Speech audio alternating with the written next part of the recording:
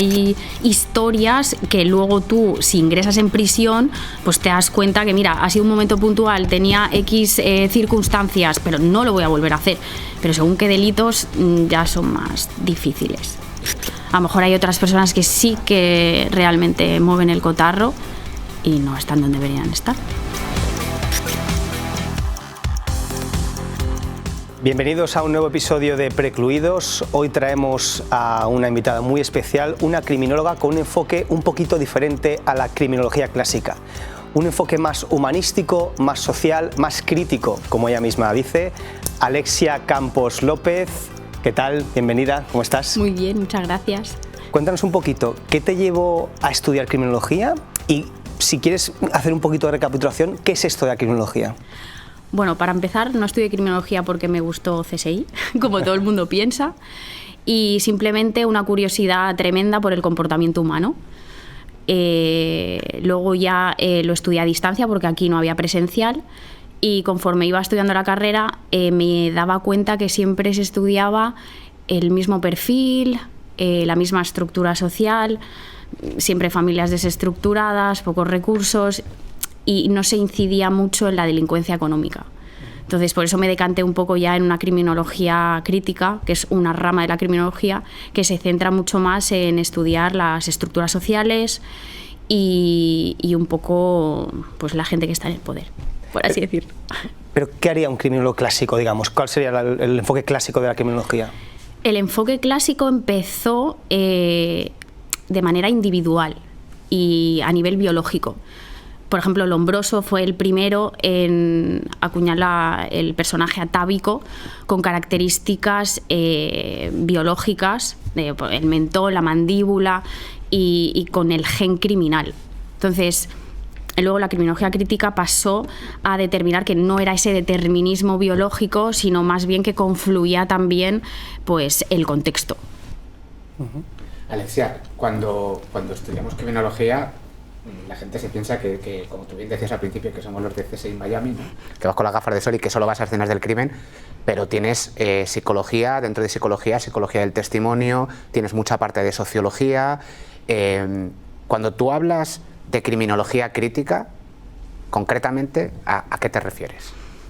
Tiene unas bases del marxismo y se basa principalmente en estudiar las estructuras de poder, las dinámicas dentro de la sociedad y cómo pues, un poco el abuso de poder pues, siempre incide en la misma población, básicamente. Entonces, la criminología crítica quiere desmontar eso, un poco vigilar al que no se vigila, poner un poco el foco en el otro lado también. Que no hay solo delitos, por ejemplo, un robo normal, pero luego hay gente que prevarica, malversa, bueno, a lo mejor también roba igual, pero se dice de otra manera. Entonces, hay que tener las dos visiones para poder hacer un análisis exhaustivo y no siempre poner el foco en el mismo lado. Claro, tú, con esto te quiero referir a que siempre a lo mejor nos fijamos en la parte más marginal de la sociedad, ¿no? Y a veces que nos olvidamos de que a lo mejor cometen delitos gente que está más cerca del poder porque tiene la corrupción. Totalmente, y tiene unos mecanismos a lo mejor que les ampara, por así decirlo, o tienen un séquito de gente asesora que pueden eludir muchas veces la prisión y otras veces el otro sector que se investiga más no tiene esos recursos. Claro, esto es como, muchas veces la gente parece como que le da más importancia al robo típico o al hurto, ¿no? Que pasa en la calle, que dice, no, ha pegado un tirón de un bolso, pero luego resulta que tenemos otro que son los delitos de cuello blanco, que tiene malversado 50 millones de euros, y la gente como que incluso siendo un delito mucho más grave el otro, lo ve como... ¿Eso tú por qué crees que está instaurado así? ¿Por qué crees? Porque la sociedad lo ha instaurado así, los medios de comunicación sobre todo, los pánicos morales que se llama de Cohen, hablaba de eso, ¿no? De cómo los medios de comunicación también criminaliza, estigmatiza a un sector y se magnifica a lo mejor un problema que no es, simplemente se reduce a lo que se está diciendo en ese momento en los medios de comunicación. ¿Y qué se puede hacer para revertir todo esto? Es decir, en enfoque crítico, ¿cuál es la solución práctica para poder cambiar esto? Es difícil porque es una estructura pues, muy jerarquizada, pero es verdad que se tendría que investigar mucho más en pues, las dinámicas. sobre todo, por ejemplo, hay un guión delictivo que yo hice en el trabajo de fin de grado, que ese aquí en España no se hace, pero es como un guión de una película, ¿no? Entonces tú vas secuencia por secuencia y tú vas mirando los focos, los puntos calientes donde ahí va a haber pues un tema de corrupción, por ejemplo con la corrupción, ¿no? Pues el tema de que confluya lo privado con lo público, ahí es un punto caliente donde puede haber corrupción, ¿no? O sea, hacer más estudios de ese tipo de delito, pero aún así las estructuras son estructuras. A lo mejor si quitamos a esos va a haber otros, o sea, son dinámicas de poder que es un poco difícil, pero bueno, parte de la base que hay que investigar también el otro lado. Claro, ¿tú crees? Montesquieu decía que el poder corrompe, el poder absoluto corrompe absolutamente, ¿no? ¿Tú crees que ya solo el propio acceso al poder ya te da ese plus de este se va a corromper fijo? Yo creo que sí, yo creo que son dinámicas de poder, tú adquieres ese rol, adquieres esa etiqueta, muchas veces es como hablábamos de los experimentos estos de Zimbardo o Milgram, bueno, Zimbardo más bien en esto de la prisión de Stanford, ¿no? Que adquirieron el rol alumnos, adquirieron un rol unos de presos, otros de seguridad, tenía que durar 2 semanas, duró 6 días, porque adquirieron esa etiqueta y en base a eso se comportaban, entonces a lo mejor estando en el poder tú te comportas de una determinada manera. Entonces, no sabemos a ciencia cierta si, pues eso, si se van estos del poder, los que vengan vayan a comportarse de la misma manera. Hemos hablado antes de que los que están en el poder a niveles muy altos, en muchas ocasiones tienen la consideración de psicópatas integrados. ¿Esto qué es? ¿Tú lo defiendes? O sea, cuéntanos un poco. Yo pienso que sí, porque los rasgos del psicópata integrado, que es falta de empatía, encanto superficial, frialdad, creo que son unos requisitos para estar en según qué puestos de poder, porque si tú a lo mejor te dicen, bueno, hay que hacer esta operación, pero 1000 personas se van a quedar en la calle, por ejemplo, pues a lo mejor yo no lo hago, pero a lo mejor una persona con ese perfil pues le da igual si luego va a beneficiar económicamente, no lo sé. Entonces pienso que en esos sitios abunda el psicópata integrado, que lo dijo Vicente Garrido. Hay no integrados e integrados. Y sobre todo lo que vemos en estos perfiles es que muchas veces, no te hablo de nadie, pero bueno, se puede entender, están más preocupados en mantenerse en el poder que no en el bien común del pueblo, ¿no? Es que ¿estaría esto relacionado también? Es decir, ellos miran solo en su silla, claro, sí. Y no... El psicópata integrado también es muy egoísta, es eso, no... Le da igual lo que... Tiene unos rasgos X que son clave para estar en según qué puestos, porque si no, no... Yo te voy a hacer la pregunta que no te quiero hacer, Juan Carlos. A ver. Yo, como soy políticamente incorrecto aquí, la voy a hacer. Desde tu punto de vista profesional, sí, analizando rasgos del comportamiento, todos estos datos que nos ha dado nuestro presidente... Sí. Para mí sí, tiene todos los rasgos. Es que es lo que digo, para estar en según qué puestos tienes que ser frío. Tienes que ser frío y eso, el encanto superficial sobre todo también, que Pedro Sánchez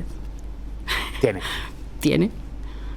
Entonces, y además, hace poco leí un estudio también que decía que incluso se podían sumar rasgos también narcisistas, ¿no? Y incluso hacerse constantemente la víctima y demás.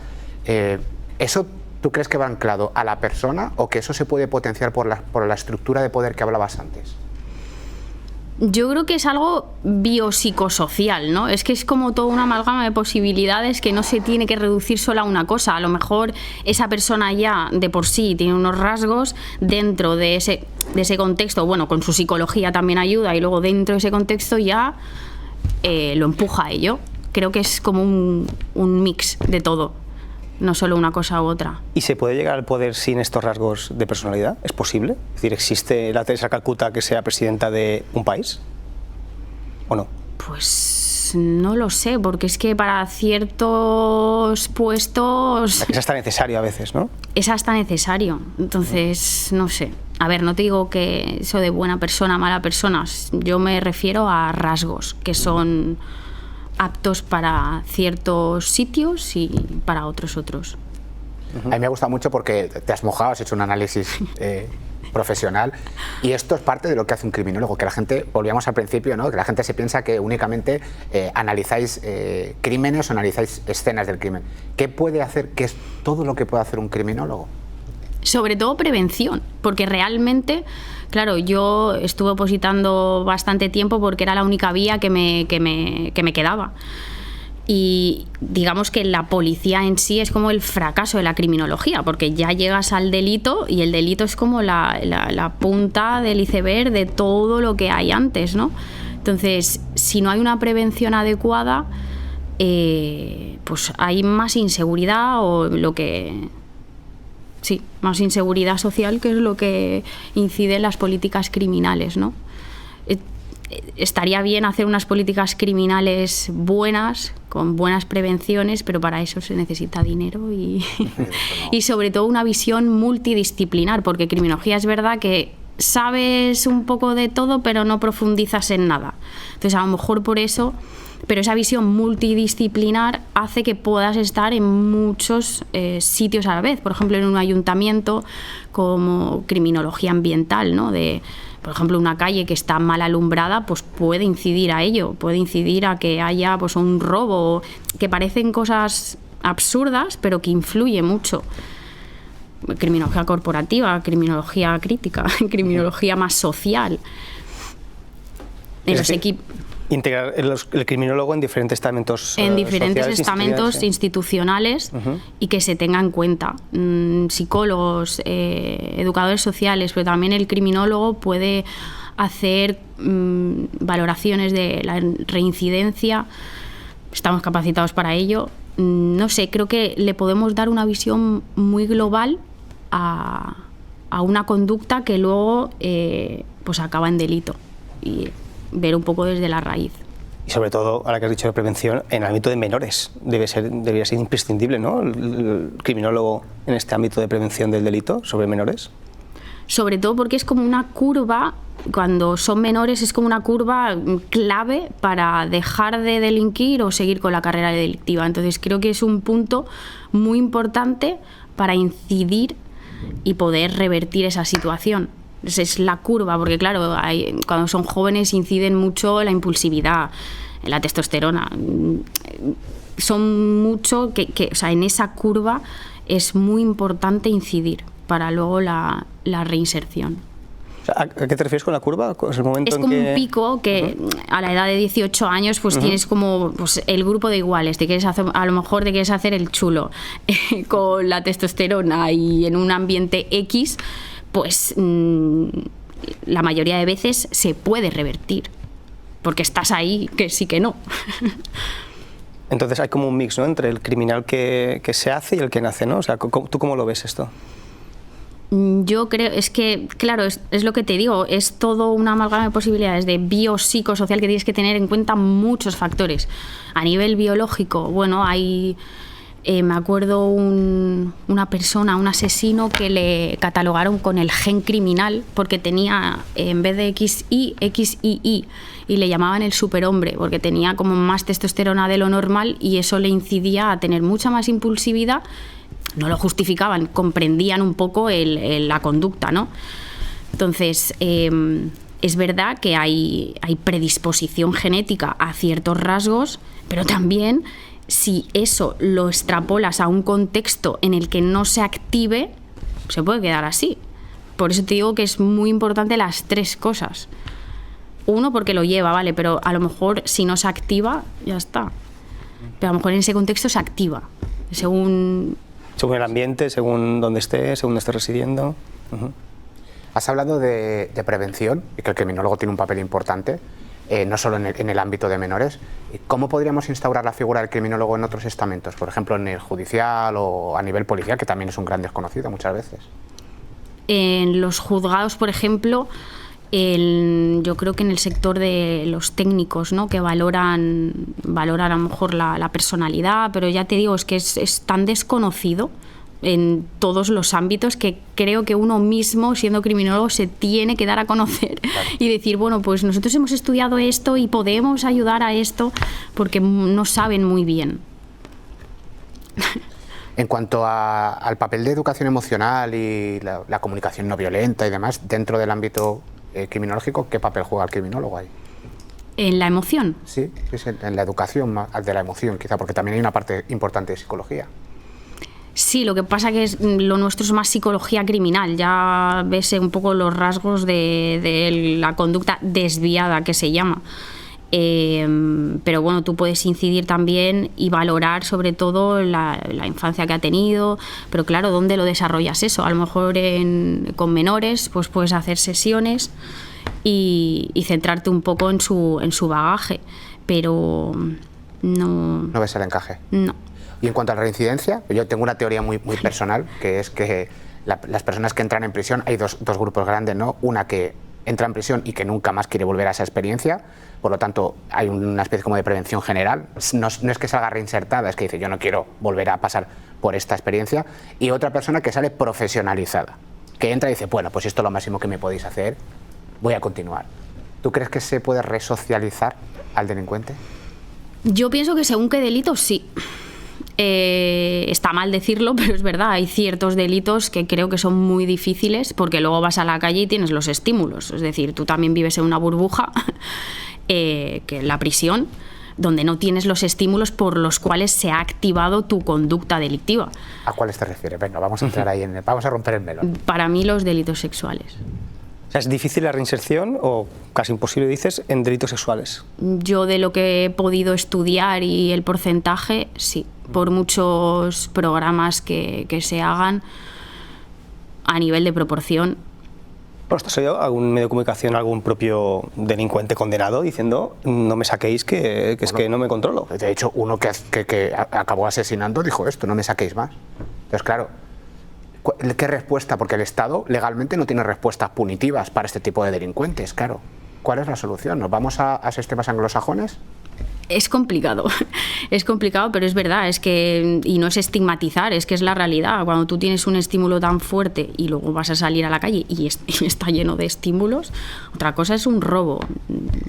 Sí, te puede, no sé, por ejemplo, yo me acuerdo cuando estaba en Umes, con la Cruz Roja de voluntaria, por ejemplo, una persona que trabajaba normal acabó luego en la calle, pero porque falleció su mujer, cayó en depresión, empezó a juntarse en la calle con gente que consumía y que bebía y luego acabó pues delinquiendo. O sea, quiero decir que por circunstancias de la vida te puede llevar a eso, tú ingresas en prisión, pero luego te das cuenta que bueno, ha sido un momento puntual de tu vida por X circunstancias, porque todos también, si se nos junta todo el cóctel y los ingredientes clave, podemos matar. Que hay gente que tiene miedo por eso. Pero si a ti ahora hay 3 circunstancias y se te juntan esas 3 que luego te activan, tú puedes matar. Sí, obvio. Además, yo muchas veces cuando hablo con amigos lo digo, el Código Penal tiene 700 y pico artículos, si no has cometido ninguno de ellos tienes una vida muy triste. O sea, todos en algún momento hemos estado en esa línea de decir, ay madre, que la he liado, lo que pasa es que puede ser atípico o no punitivo, lo que quieras. Por eso, que digo que hay historias que luego tú, si ingresas en prisión, pues te das cuenta que mira, ha sido un momento puntual, tenía X circunstancias, pero no lo voy a volver a hacer. Pero según qué delitos ya son más difíciles. ¿Y tú crees que nuestro sistema penitenciario es laxo, es blandito? Porque es lo que te digo, muchos, sobre todo ciertos tipos de delito, como siempre decimos aquí, hablamos de lo que hay que hablar, no de lo que le gustaría a la gente, pero por ejemplo narcotráfico. Cuando la gente va a prisión por narcotráfico, como es al final su negocio, dice, bueno, a mí me da igual, si esto es lo que me podéis hacer, fantástico. ¿Somos flojitos en el sistema penitenciario? Pues que también hay que valorar el narcotráfico a quien perseguimos también. ¿A quién se coge, te refieres? Básicamente. O sea, a lo mejor la gente que está por narcotráfico es un mindundi, por así decirlo. Y hay otras personas que no son tan severos. ¿Por las estructuras de poder te refieres? Sí, totalmente. Como habíamos hablado de que es un negocio, a lo mejor hay otras personas que sí que realmente mueven el cotarro y no están donde deberían estar. Entonces, para estos que en el escalafón está más bajo, ¿crees que el sistema penitenciario al final no deja de ser, no te voy a decir como un spa de fin de semana, pero que dicen, bueno, no pasa nada?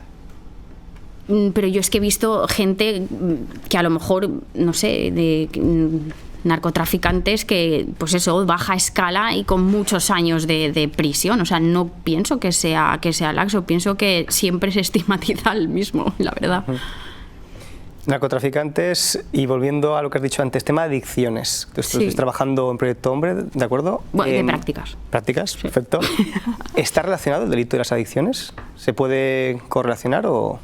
Es que yo creo que hay tres visiones, o sea, hay a lo mejor... Porque el clasiquismo lo que vemos, ¿no? Es, bueno, este es un adicto, este tiene un problema de salud mental y por eso delinque, por eso comete un robo, como eso, pues, ¿esto es así o no tiene por qué ver? Yo creo que hay tres vías, es decir, la gente que comete delitos bajo los efectos de las drogas, luego otras personas que tienen esa adicción y porque no tienen recursos delinquen, otras personas que al delinquir y estar en según qué contextos, eso te lleva a drogarte. Creo que son como tres vías que puede suceder, que no es un único camino.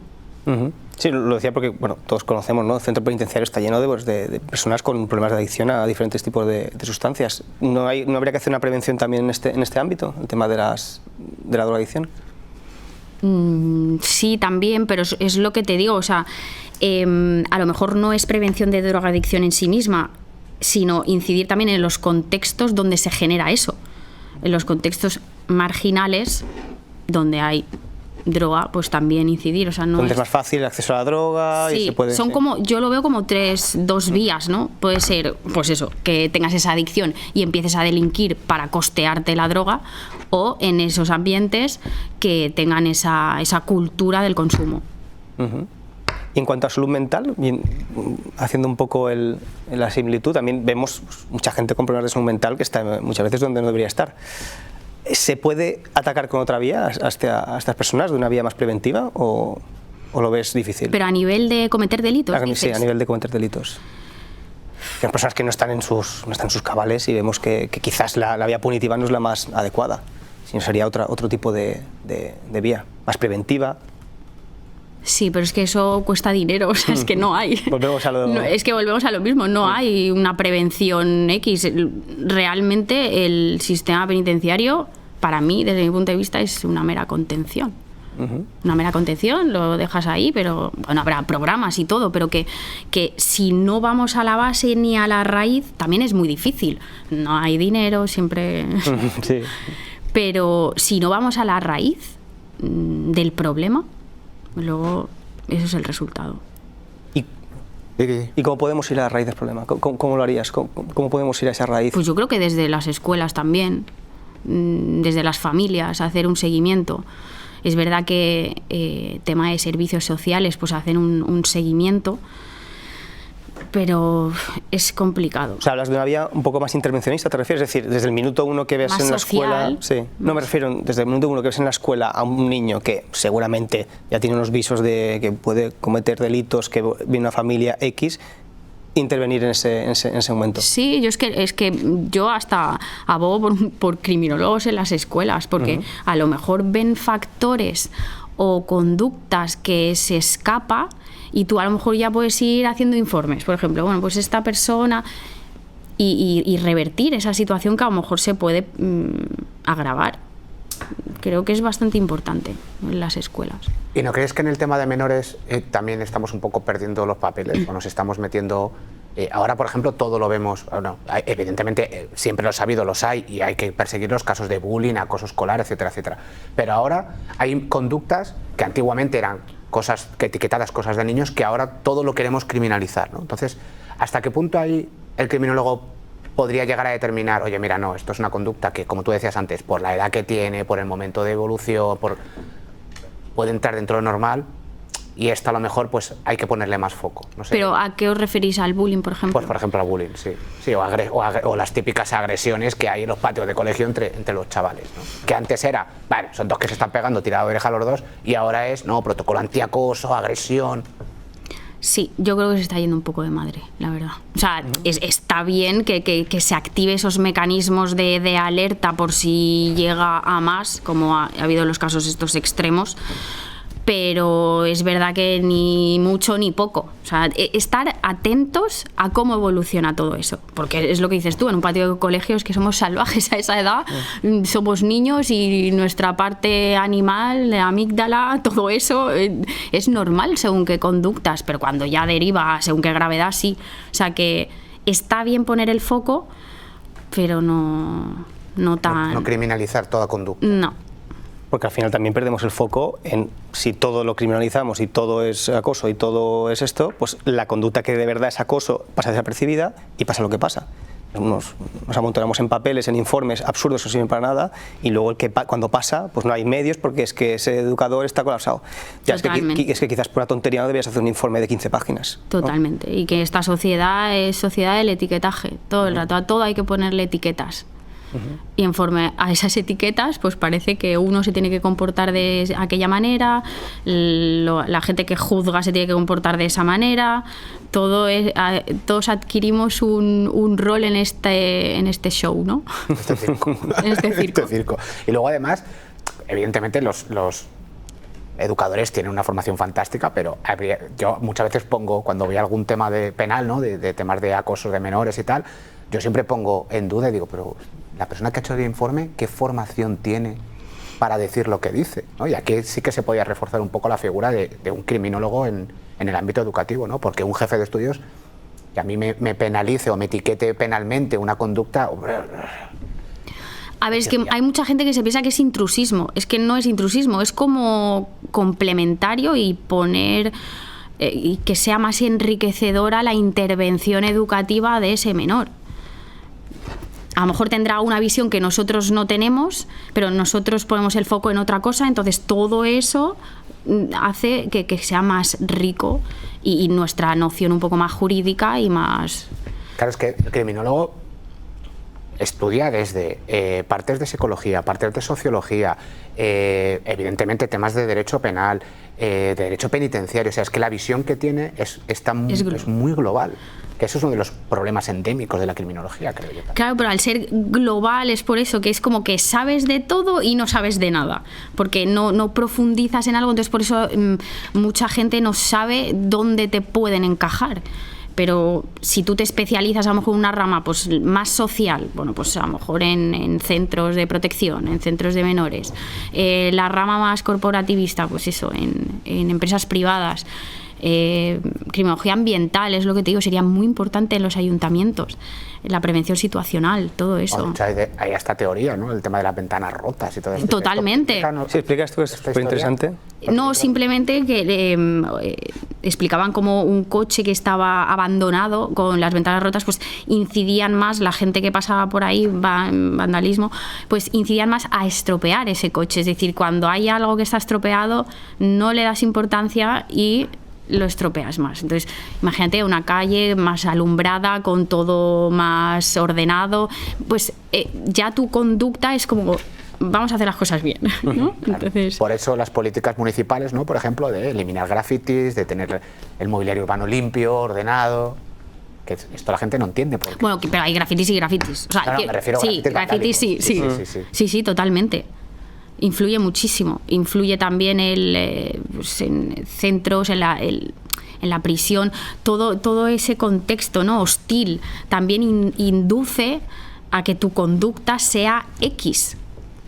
Todo... Bueno, las salas amables, ¿no? Están relacionadas, ¿no? Las salas amables con las víctimas de violencia de género, un poco el objetivo es ese. Exacto. A ver, al final es difícil porque entras ahí, pues, bueno. Claro, a ver, la justicia es... el sistema judicial es muy frío, es impersonal, es hostil. Y es eso lo que dices tú, para que su conducta y su persona esté más relajada, el contexto tiene que ser muy importante. O sea, ya no solo en ayuntamientos. El mobiliario, todo. Es que parece una tontería, pero influye. Habéis abierto un tema que me parece súper interesante. Habéis abierto dos, uno me lo voy a guardar para luego, pero he abierto uno que es el tema de la victimización secundaria. O sea, cómo sufre la víctima por el propio paso por el sistema judicial. ¿Esto nos puedes explicar primero qué es y luego qué solución le damos a esto? Porque no puede ser que una víctima, o sea, encima que es víctima, cuando pasa por el proceso judicial, se convierta otra vez en víctima. Es así y es grave porque si ya de por sí una víctima tiene que pasar por todo ese tema de denuncia y de todo, si luego tiene que ir al juzgado a declarar con esas personas mirándote que ni te conocen, es muy importante tener unas buenas ayudas a esa víctima, que no las hay. No hay ese acompañamiento a esas víctimas en el tema judicial. Pero pienso que no las protegen demasiado. Digo, en el tema de la victimización secundaria, Debería haber un acompañamiento, ¿no dices? Un acompañamiento continuo y alternativas. Alternativas a todo ese proceso traumático. Es que muchas veces ese acompañamiento al final lo suple el abogado. Lo suple el abogado y es el que va un poquito de la mano de la víctima explicando un poco todo el procedimiento, porque llega allí, no sabe qué ha pasado, se sienta, bueno, está de pie, le empiezan a preguntar. Entonces, lo suple un poco el abogado, pero debería haber una figura, ¿no?, en la Administración de Justicia que pudiese acompañar a esa víctima. Claro, pues por eso es lo que digo, que el sistema judicial creo que no está adaptado a la sociedad, al perfil de víctima. También el perfil de víctima parece que tiene que ser X perfil de víctima. Si tú no cumples esos requisitos, no eres víctima y parece que te estigmatizan más. Es todo un etiquetaje también, el tema de la víctima. Totalmente. Hace poquito hubo un caso de un entrenador personal que fue acosado por una clienta y claro, la gente, en los comentarios que tuvieras en redes sociales era, pero ¿cómo puede ser si es un entrenador personal? Claro, un tío súper fuerte, alto y tal, y le acosaba, pues una mujer pequeñita y tal, y es lo que tú decías, la etiqueta de este no puede ser victimado. ¿Por qué? Eso exacto. O sea, parece como que en la sociedad hay el típico perfil de víctima o de la mujer llorando por las esquinas, tomándose benzodiazepinas para poder sobrevivir al hecho traumático, y si sales de manera airosa y intentas rehacer tu vida, ya no eres víctima. O no se te considera como tal, o no... Sí.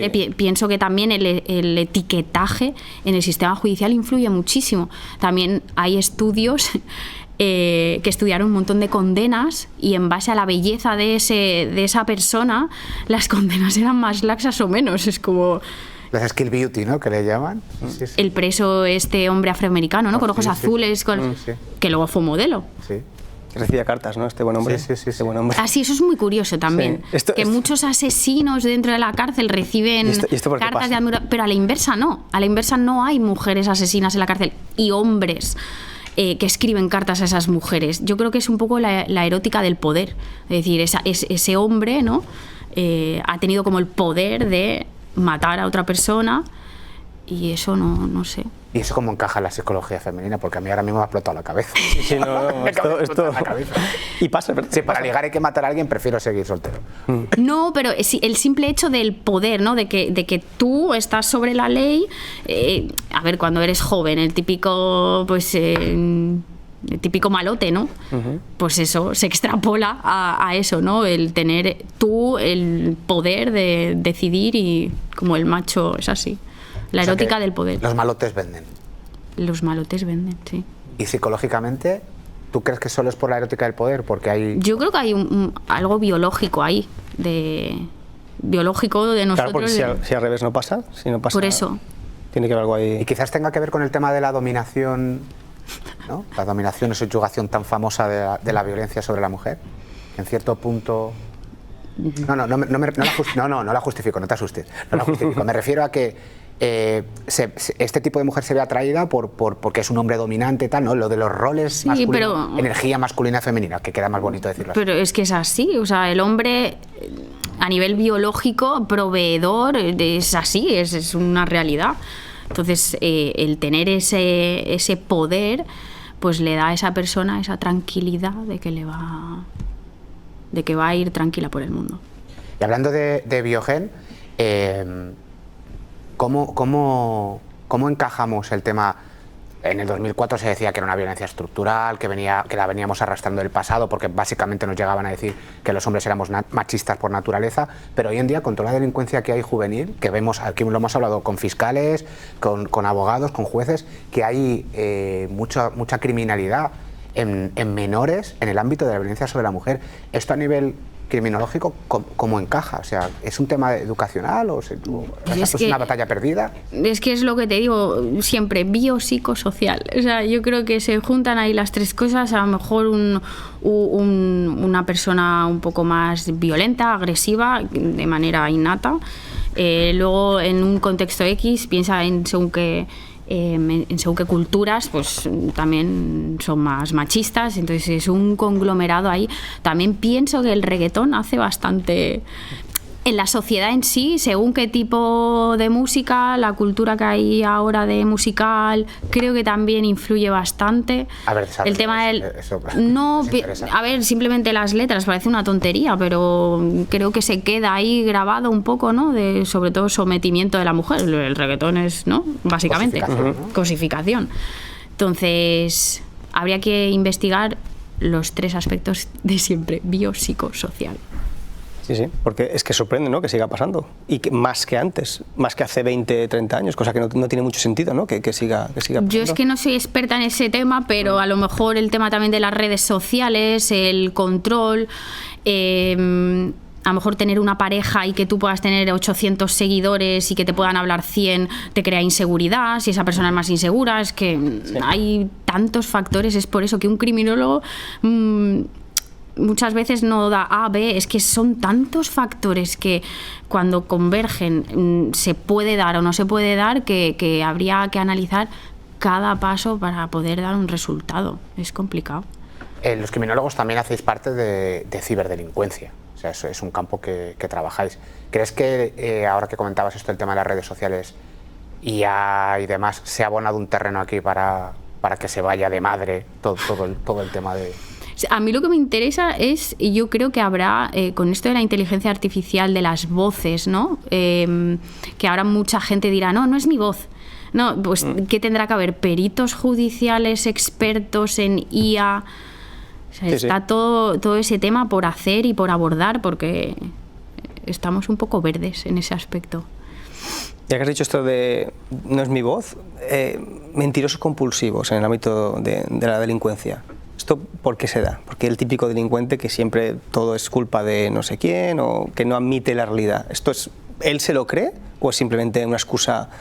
Hablo del tema de juicios, que bueno, ya sabemos que aquí nadie ha hecho nada, lo negamos hasta el final, aunque la evidencia es tan clara que es imposible defenderlo. ¿Esto por qué es?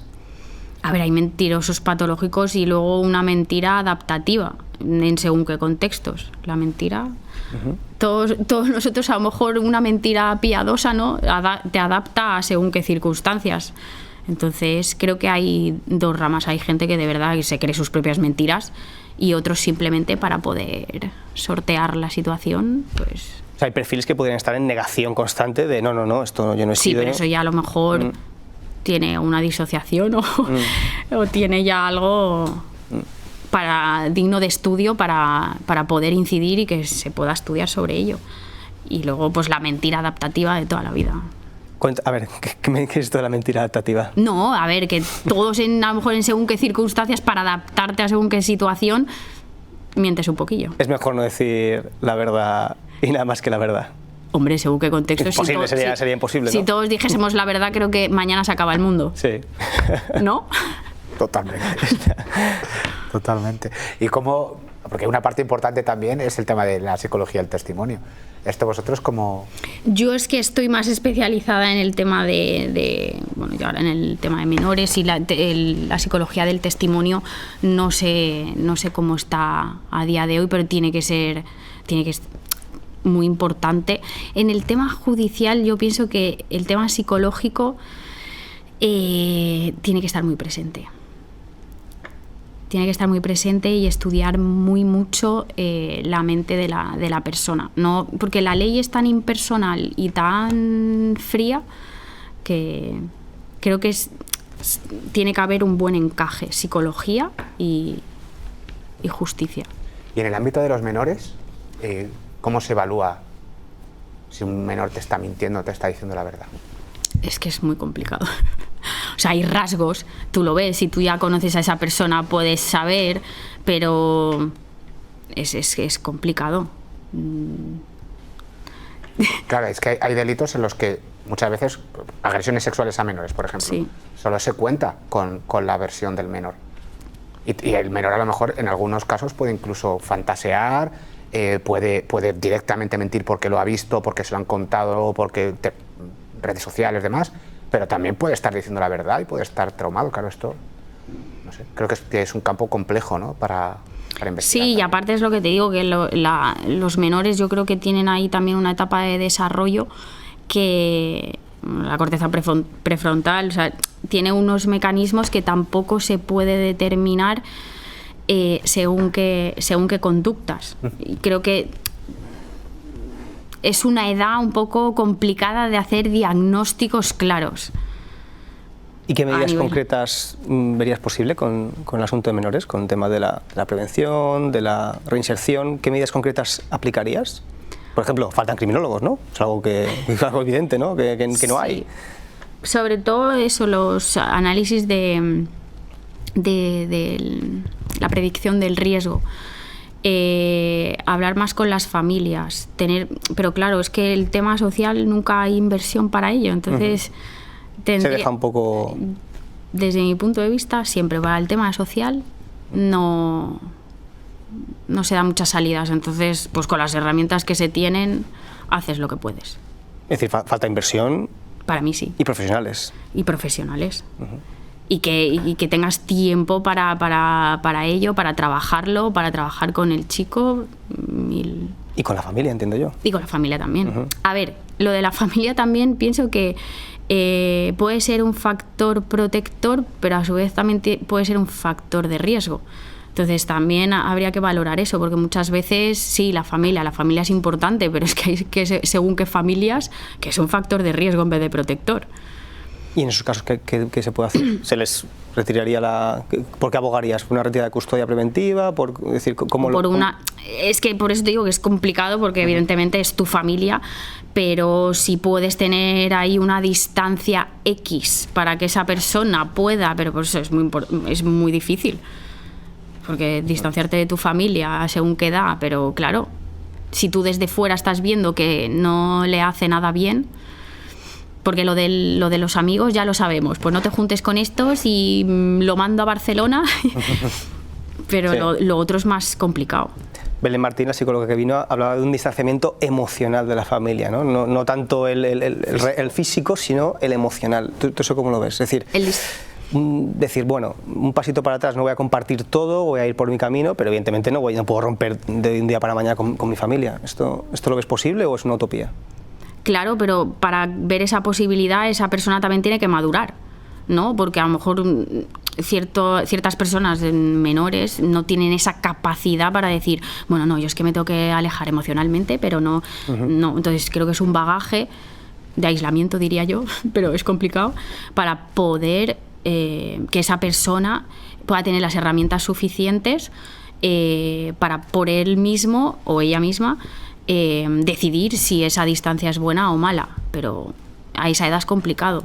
Claro, pero como antes has mojado, también, a ver si te voy a preguntar ahora, entonces ahí el Estado debería intervenir más, es decir, hay casos en los que dices, bueno, es imposible que haya un distanciamiento emocional, físico, del que sea, con esa familia que está desestructurada, que no le va a hacer ningún bien a ese menor, el cual es salvable, porque hemos trabajado, hemos incidido sobre él. En ese caso, lo metemos en otro lado, lo distanciamos, ¿lo ves posible? Que el Estado intervenga más. Correcto. A ver, en teoría el Estado interviene en el tema de los servicios sociales, pero no sé hasta qué punto el Estado también debe echarse a un lado, porque claro, si tú eres la familia, ¿quién eres tú para decirme lo que tengo que hacer con mi hijo? Entonces... Claro, porque siempre se aboga por juntar familia y menor, ¿no? Es como eso es bueno, en general, eso es bueno para el menor. Claro, pero si hay casos en los que eso puede ser un desastre, entonces, a ese menor, ¿cómo trabajamos? O ese menor, si sabemos que hagamos lo que hagamos, mañana se va a ir con su familia y van a vender droga en la puerta de su casa. Por eso. ¿Cómo lo hacemos? Sabiendo que es una familia, pues por ejemplo, que venden droga. ¿Cómo lo hacemos entonces? Por eso es complicado, pero es lo que te digo, que también en esos contextos a lo mejor han sido una cultura, pero claro, como siempre incidimos en esa misma vía, pues siempre se persigue a los mismos, siempre es como la pescadilla que se muerde la cola, no sé. Obviamente tienen un problema, pero es que ¿cómo se ha llegado a ese problema también? Porque a lo mejor nos venden la integración, pero las oportunidades, ¿dónde están? Quiero decir, a lo mejor...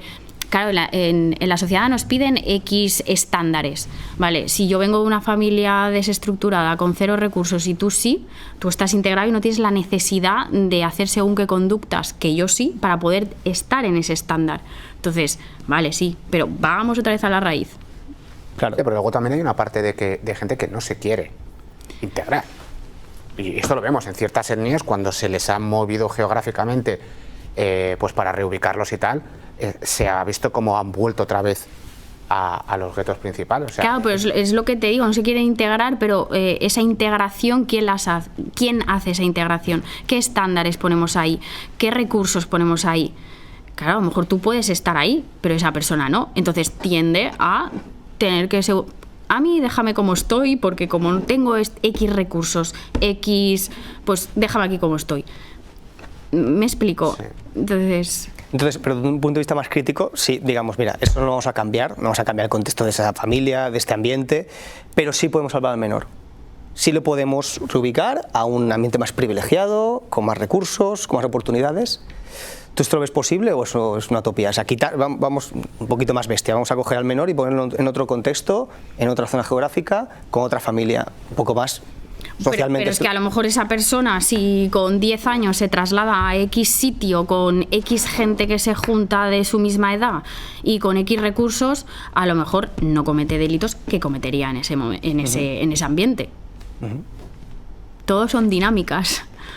Pero lo está separando de su familia, que es por lo que en general se suele decir, Ya, hombre, esto no es, eso no... que es una poco barbaridad, ¿no? O sea, esto no lo decimos aquí como teoría, no se como contempla. teoría, pero... No, pero hay que tener una visión global de decir, vale, estamos investigando esto, pero es que también hay que entender qué estructuras hay y qué herramientas nos dan para estar integrados en esta sociedad y que tú seas un ciudadano de a pie bueno, tú también y yo no. Porque a lo mejor no tengo las mismas cartas que tú, es que no jugamos con las mismas cartas todos, no seamos un poco hipócritas. No todos partimos de la misma base. Esto se ve mucho en el tema de la inmigración, ¿verdad? Gente que viene con toda la buena intención de trabajar, de aportar, claro, pero están de manera irregular, no se puede ser contratada legalmente y evidentemente tiene que irse. Pero es que tú lo harías también. Lo no? Todos, claro. Es verdad, es que es eso. Y si yo pienso que si se van de sus países, estamos hablando de la gente inmigrante que viene aquí a trabajar, si se van de sus países por algo será, por unas condiciones mejores. Entonces, todos en la situación X haríamos lo mismo. Sí, yo creo que eso es obvio. O sea, si estamos en una mala situación, el hombre tiende a buscar una estabilidad y un bienestar. Pero ¿y las personas que vienen y delinquen? ¿Esto tú por qué crees que es? ¿Porque el choque cultural? No, yo creo que también es por la situación en la que están aquí. Si no tienen papeles, si no tienen... También, ¿qué van a hacer? O sea, no... ¿Por qué me lo preguntas? ¿Algo en específico? No, es curiosidad porque se habla mucho de que puede ser el choque cultural, a lo mejor de venir de un sitio en el cual las oportunidades son cero y hay máxima represión, a llegar a una Europa en la que a lo mejor tienen más posibilidades y que la represión es menor y que el delito está más factible, les incita a esa vía más fácil que no a integrarse, buscar un trabajo, etcétera, etcétera. Yo creo que hay de todo, pero es verdad que si aquí se dan las condiciones para que tú puedas trabajar, pues habrá gente que coja ese recurso y luego gente que venga de otros sitios que le hayan prometido X cosas y vengan aquí y se vean que no tienen nada de eso y ¿qué van a hacer? Pues que no justifico, hay que comprender un poco. Sí. No, de hecho, todos conocemos casos sobre todo anteriormente, de que en general se viene aquí a buscar empleo, a trabajar, claro, y a trabajar en B, a trabajar sin estar asegurado. Claro. Lo que es verdad que hay perfiles que directamente no vienen a trabajar sin buscar empleo, vienen vienen con otro tema cultural, otro contexto, y quizás pues directamente vienen a hacer otro tipo de actos. No, y que se dice también que la segunda generación, ¿no?, que es como la que delinque más, es decir, la primera generación es verdad que se busca la vida, lo hace todo bien, y parece ser que la segunda generación, no sé si... Por ejemplo, una persona de Sudamérica, por ejemplo, pues a lo mejor el hijo aquí no es español. Digo, la gente, no es español. Aunque sea español, no eres español. Pero es que te vas a lo mejor a Sudamérica y tampoco eres de ese país. Entonces, se sienten en tierra de nadie, buscan una identidad y está comprobado que la segunda generación es la que... ¿Y por qué es esto? ¿Por qué? Yo pienso que es eso, por la identidad, ¿no? El sentirte tú de... También las bandas. Las bandas es muy de eso, ¿no? De pertenencia a algo, por carencias X, pues te dan un sentido de la identidad, ¿no? Aquí me cobijan, me siento... Hablando de criminología crítica, hemos visto que enfrenta muchísimos retos, que está todo por hacer. ¿Qué te motiva Ante tanta dificultad, ¿qué te motiva a seguir ahí? A ver, me motiva a investigar los que vigilan, que no son vigilados, pues buscar un poquito ahí en la cara B de la vida, ¿no? Y buscar... investigar sobre todo, porque yo me acuerdo que con el trabajo fin de grado es que no había nada de información sobre tema de delitos económicos, de corrupción. Tenía que buscar cosas de Europa, lo que te digo del guión delictivo, que eso lo aplican en Noruega, aplican en muchos sitios para evaluar puntos calientes, incidir en eso y prevenirlo. Aquí no hay nada de eso. Todo el tema de delincuencia económica parece que vamos atrasados. ¿Y cómo lo harías? O sea, ¿cuál sería el punto inicial en el que tú dirás, no, mira, aquí yo empezaría a trabajar por aquí? A ver, es que la política... Difícil, ya lo sé. Sí. Yo sobre todo políticas criminales buenas y investigar más delitos económicos. Y es verdad, es que estos delitos pues tienen un séquito de gente asesora que tienen un montón de... y eluden un montón de... Tú lo sabes. Abogados especialistas en cubrir ciertos delitos. Y luego está el otro que tiene el abogado de oficio que a lo mejor se presenta y a lo mejor no. Y bueno, digo la distinción, sí, ¿no? Un poco que... Bueno, justicia, ¿qué es la justicia? Cuidado que tenemos aquí a brillantes juristas, sí, pero, increíbles, pero me refiero gente de oficio que a veces ves los recursos y dices, madre mía, esto es increíble, que lo haga hecho, ¿no? Me parece... Sí, totalmente, pero tú tener la oportunidad de poder coger al mejor penalista, que a lo mejor luego lo hace fatal, pero tener esa oportunidad ya te hace ver que la justicia no es igual para todos, ya está. Hemos hablado aquí muchas veces, sobre todo en tema de peritajes, de justicia rica, justicia para pobres, hay cuestiones que hay que probar y que el que tiene más recursos puede presentar pues, más prueba en juicio, que es pagando un peritaje, con una... Entonces eso sí que es verdad que puede llegar a influir. ¿Qué tipo de actuaciones podría hacer un criminólogo en esa justicia para ricos? Perseguirlos. Bueno, no los críticos, los no críticos. No, es lo que te digo, investigaciones y peritajes también, de todo, pero en ese tipo de delincuencia económica. Claro. Pero es lo que te digo, es que está por hacer, es que no hay. Si tú buscas, no hay muchos estudios. A lo mejor en sistema penitenciario, si no recuerdo mal, Pideco, que fue el programa que se acogió Urdangarín, es uno de los programas, pues eso, que se les hace a los delincuentes económicos, porque claro, son delitos impersonales. Tú a lo mejor cuando estás estafando a lo mejor a un montón de gente y haces un daño social tremendo, pero claro, como no tiene una cara visible esa víctima, parece que es menos delito. Entonces, esa gente, esos delincuentes económicos, se pueden acoger a ese programa, que son terapias individuales y grupales, y de manera voluntaria ir a charlas con víctimas que han sido víctimas por fraude, por estafa, pero...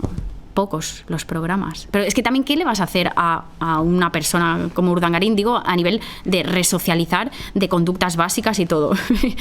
Si están muy integrados en la sociedad, entonces hay que investigar más y hacer más programas, más prevenciones. Lo que te digo, el sistema público-privado, cuando confluye a nivel político, fatal. Claro. Entonces... Claro, además tienes razón, la resocialización de personas que teóricamente son modelos de la sociedad. Claro, es como chocante decir, ¿no? ¿Cómo? ¿No? Pero por eso, porque todo está adaptado ¿a qué? A la misma población de siempre. Vamos a resocializar al típico que no tiene nada y que no sabe ni comer, por así decirlo. Ya. Entonces, no, hay otro sector de la población que hace mucho más daño, que es lo que te digo. Delitos de estafa hacen mucho daño a la sociedad. No estamos hablando de seguridad a nivel social, de tener seguridad. Pues esa gente no da seguridad, hace un daño social tremendo. Pero claro, como no tiene una cara visible, no te hago directamente ni te mato directamente, parece que haces menos daño. Pero ¿no influye mucho la cultura en este tipo de delitos? Es decir, hay países más nórdicos, por ejemplo, que esto está muy mal visto socialmente. Es decir, no pagar un impuesto o no hacer este tipo de hechos. En cambio aquí, quiero decir, está justificado, es decir, ahí está la coletilla, ¿no? De que a mí me da igual que me roben siempre y cuando lo gestionen bien. Esto se ha oído, se sigue escuchando y a 2025 lo seguimos escuchando. O sea, ¿no hay también un tema cultural detrás de todo ello? Totalmente. Yo pienso que el Estado en según qué países nórdicos responden ante la sociedad, ante las necesidades de la sociedad.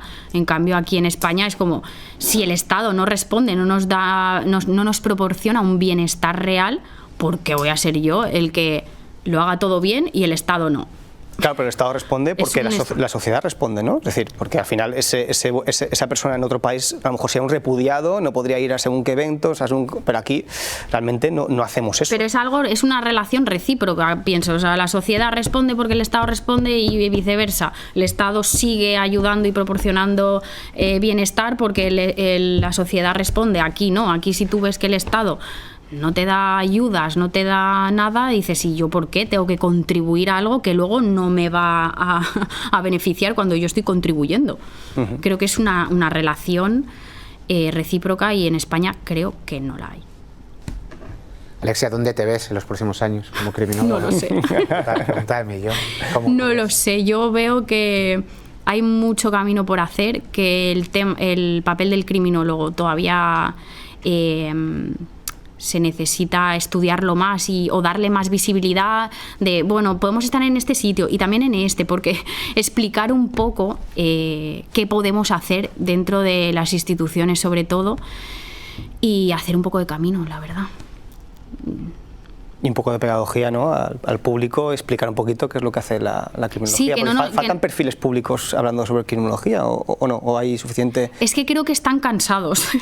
Creo que estamos cansados de que no se nos dé cabida en ningún sitio y pues eso, policía es lo único, la única salida que nos dan.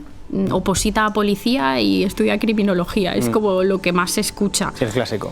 Y parece que nos tenemos que abrir el paso nosotros antes de proporcionarnos las ofertas. Eso, abrir